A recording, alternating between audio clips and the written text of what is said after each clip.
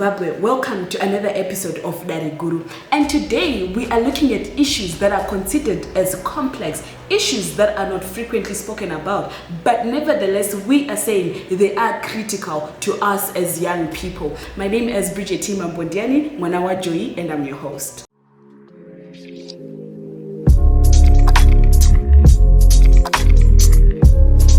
Today, our guest is Mr. Tatenda Kutsirai, who is our political analyst, and he is going to help us unpack these complex issues that we're going to be talking about. So, starting, Mr. Kutsirai, let's look at the Mutapa Fund, which is previously known as the Sovereign Wealth Fund. What is your understanding? What is it in, basic language? Let me start by saying thank you very much, Bridget, for having me. The Mutapa Investment Fund, which was previously known as the Sovereign Wealth Fund. In fact, it is a Sovereign Wealth Fund, which has now come with a jacket called Mutapa Investment Fund. So what happens is it began in 2012 when there was a mining study which was done. And then they saw that there was a very surplus amounts of money, and they proposed the recommendations to the government. So why some recommendations there to the government? Prior to about 2 years, and then in 2014, then we had the creation of Zimbabwe's first ever sovereign wealth fund. Okay, so what is the purpose of this sovereign wealth fund? What purpose is it supposed to serve? I understand you mentioned that they're keeping surplus funds, right? Yeah, so what's the purpose? Okay, sovereign wealth fund is a state-owned investment.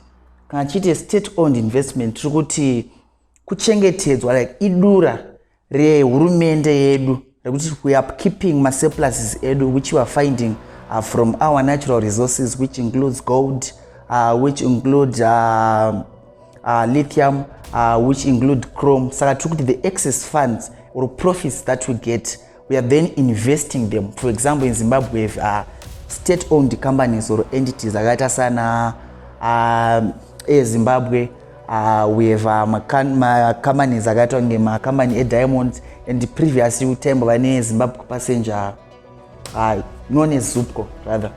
Yeah, so we will be preserving these funds so that in the long run it will be kept for future use and also for future generations.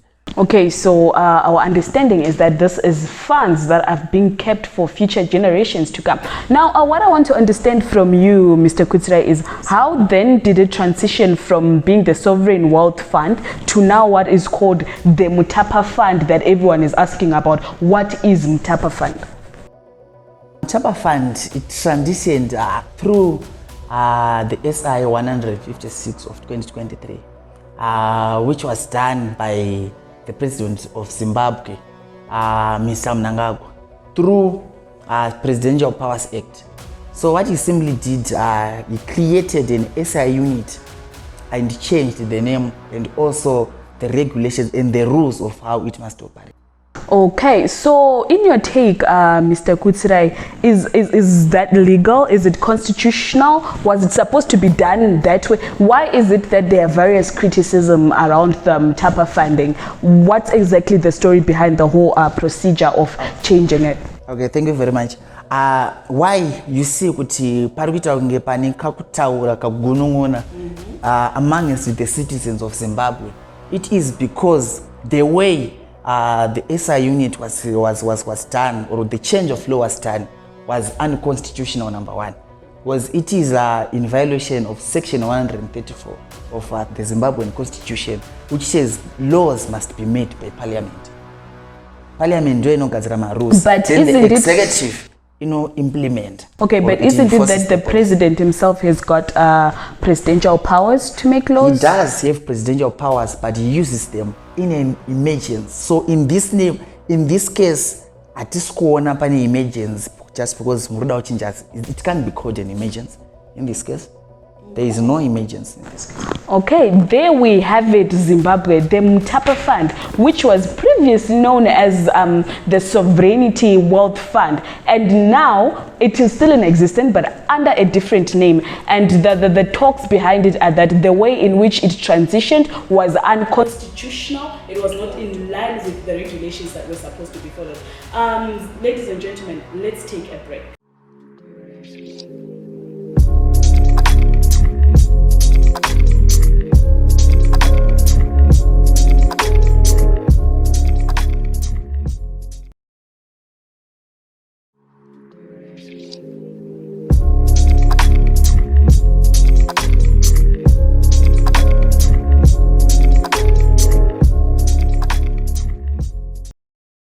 Welcome back. We were just discussing about the Mutapa Fund, and as a closing up, Mr. Kutsirai, yes, what would be your analysis or your critics on the whole Mutapa Fund thing?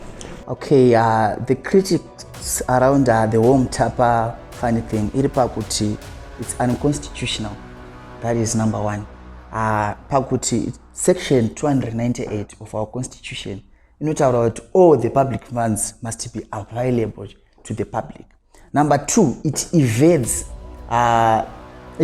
accountability. Pakuti, the Sovereign Wealth Fund, it's previously used to report quarterly to the Parliament of Zimbabwe, so that tukuziva kuti mudura redu mune mari yakati, izvezvi iri kuitwei, izvezvi iri kuitiswei, what's the way forward every quarter of the year. But through the SI unit 156, it's no longer there. Number two, the president or the president has changed the law. Ichibvisa kuti the Mutapa Fund now, they can just do what they want. All the companies, he can remove some companies, he can add or he wishes to do without telling anyone. Number three, it's not available to the public, which means there's no accountability and it's a scheme for looting. Because I'm reporter in Parliament, saka nyika isikuziva kuti mune mari irimo ende iri kushanda sei, so which means unangobiwa.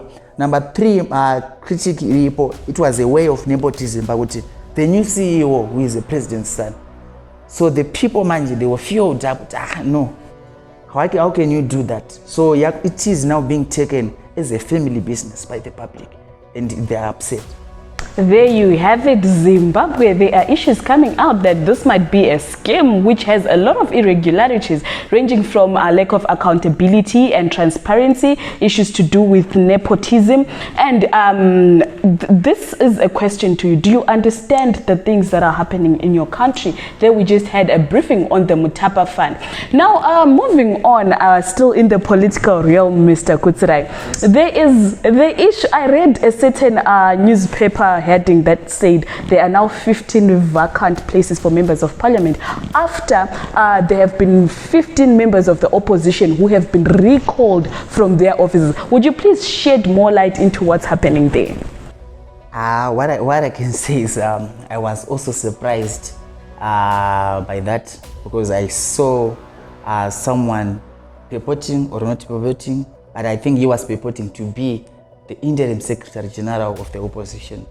So he wrote some letters. We don't know I don't actually know the motives, but he claimed to be cleansing the opposition of some sort. But the whole thing is there is an interim secretary general there is a self-proclaimed interim secretary general who wrote on his behalf and his wishes to the parliament, saying that he had recalled those 15 MPs. But okay, let me pose a question to you. So that's an in-house issue, right, within the opposition party. And how then does it become a whole national thing, to the extent that we are having certain members of parliament that we, the people, actually voted for in power, now having to be recalled because of a certain in-house issues pertaining to the Secretary General of the opposition party? What I can say is reading from the political environment and the political climate, I can say it's not only about the in-house issue. In-house issues may be there. Every party has its own in-house issues. But from this, I can say it's a result of ZANU-PF, the ruling party, is looking forward to attain a 2/3 majority, which it had lost during the previously ended elections. So that's number one. So why do they need this 2/3 majority? Because there may be a need for them or for the current president to extend his terms. So they will need this 2/3 majority to push that motion in parliament. So it's a scheme, I can say. Okay, so is it as easy as that for the ruling party to just recall people that we voted for from parliament and place its own people? I mean, now, okay, moving forward, what's going to happen? Are these people actually going to be recalled? And this vacancy, who is going to fill it? And how is the procedure of, choosing these people again? Are we going to re-vote again? What I can say, let's wait for the courts. That's number one, because I've seen the opposition has filed their court papers. Because what happens is, number one, the president of the opposition, Advocate Nelson Chamisa, on 11 September, actually wrote a letter to the parliament, to Honorable Speaker, Honorable Mutenda, saying every communication shall come from the office of the president on behalf of the opposition. So what happened with this man claiming to be the Secretary General? It means he does not work within the office of the president of the opposition. So it means the orders which were taken by the speaker in the parliament was number one in contradiction with what the opposition is. Because I wanted to ask then that if he is not somebody with authority from the opposition party, then how come we have the Speaker of Parliament, Mr. Mutenda, actually moving in line with what he said? Because like I said, the article read that there are now 15 vacant places to be filled in. Okay, what I can say is Mr. Mutenda, the Speaker, comes from a party. And the party he comes from is the one which I was saying is looking forward to garner a 2/3 majority, either by hook or crook, by any means necessary. It can do anything to attain that.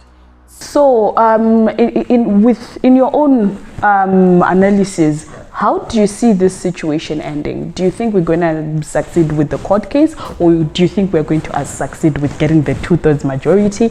How does the ending look like for you?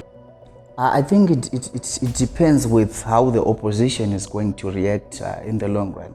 Because ZANU-PF might also be looking for the opposition to go into the streets, to cause mayhem, and then they claim that the opposition are violent, and then legitimize the flawed election that passed. So it depends with how the opposition handled it. Because within the courts, they might win the courts, because there is no room where the party is claiming that there is no structure, which means there is no NSG, which means there is no power whatsoever for this man calling himself the Secretary General. Another question before we wrap up this topic. You just mentioned that there is no structure within the opposition party. Is that a strategy or what? What is that? As they have said, they are implying what is called the strategic ambiguity, which is a structureless structure or a formless movement. There you have it. It's called a strategic ambiguity, a structureless structure. I don't know what's your take. Let's take a break.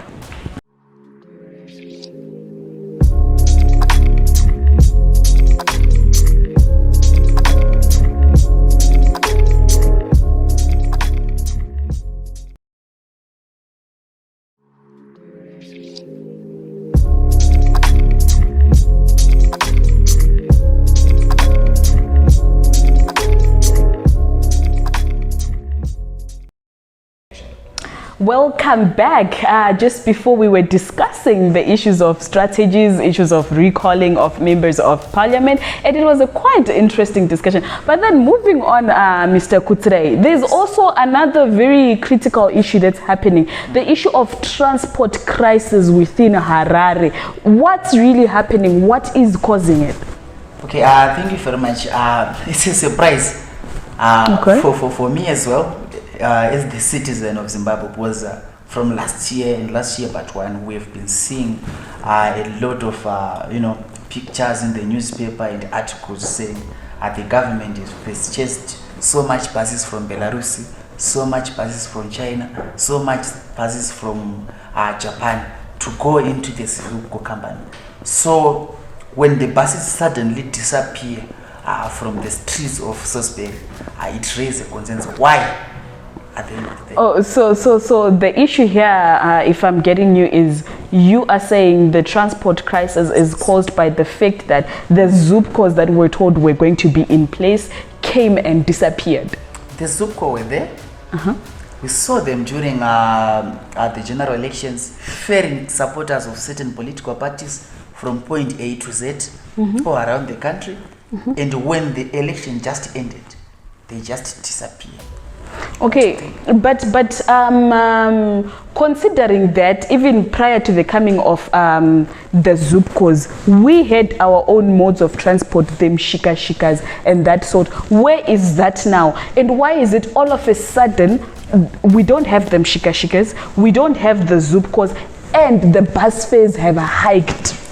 Yeah, okay, what I can say is for them shika-shikas, the Zimbabwe Republic Police have been doing their operations where they have been, chasing them shika-shikas away from the roads. Why? Because in a country where transport is there, it is a good thing because they are not mandated to do so because they are private cars. They shouldn't do so in any way. So it is actually a good thing and a good move, but the government must provide enough transport. And also the issues to do with registrations, there are a lot of people who buys their combis and their modes of public transport, but the registration sometimes it takes time for you to register the number plates. So in other words, you are saying that this let me term it cleansing process by the government to ensure that we have the right mode of transport is good. But however, what's making situations worse is that the Zupcos have disappeared too. We have alternative, yes, it's a good thing to chase them shika-shikas away, and to so that they don't sabotage those people that pay taxes, because them shika-shikas don't pay taxes to the government because they are private cars. It's a good thing. But what's paid is once them shika-shikas are not within the streets, we have no alternative. That's why you see people walking from town, Coca-Cola, they vachidaenda kuchitungwiza from where they are, because there is no enough transport to sustain the amount of population that we have in Harare. As a sum up, Mr. Kutsirai, muma streets mune mamwe matoxi ekudzanzi, guys, zvekushayikwa kwetransport is zvitori political. I don't know, what is your take on that? Is it political? It is. How so?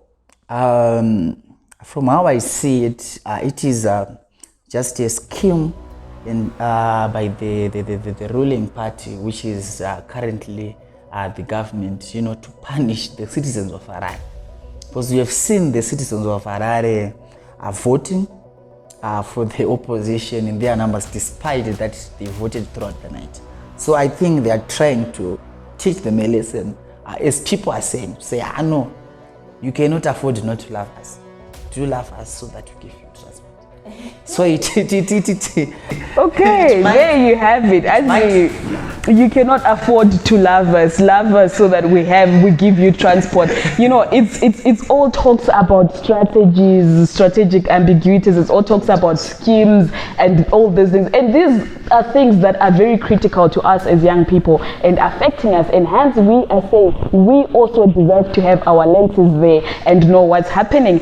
And ladies and gentlemen, let's not forget that we're in the month of October. It is indeed Pink October, and we are saying raise awareness against breast cancer. We are saying be there to support and also be there to seek help. This is from me, your host, Bridget Mambondiani. Until next time, thank you.